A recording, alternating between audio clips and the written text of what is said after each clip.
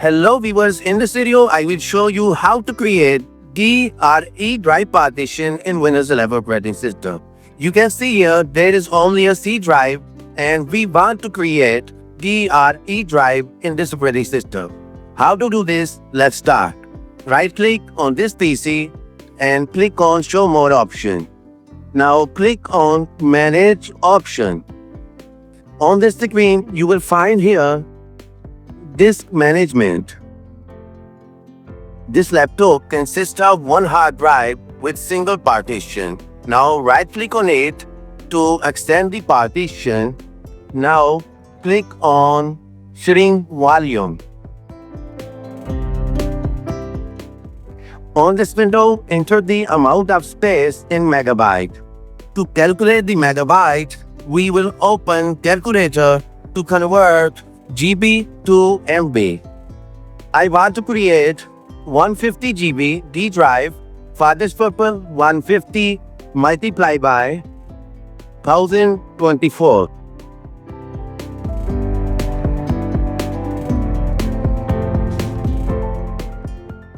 These actual number of MBs after conversion, put these number into this box.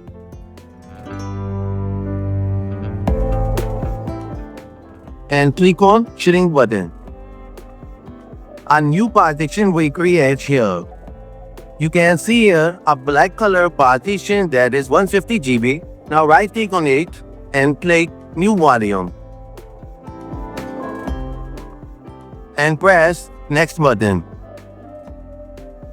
You can see here this drive name is D. You can change here with any label. And press Next button. And press Finish.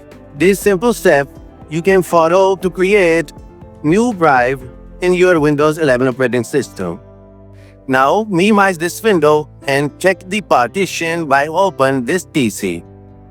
You can see here the drive is created. Hope so this video will be helpful for you. See you another video. Goodbye.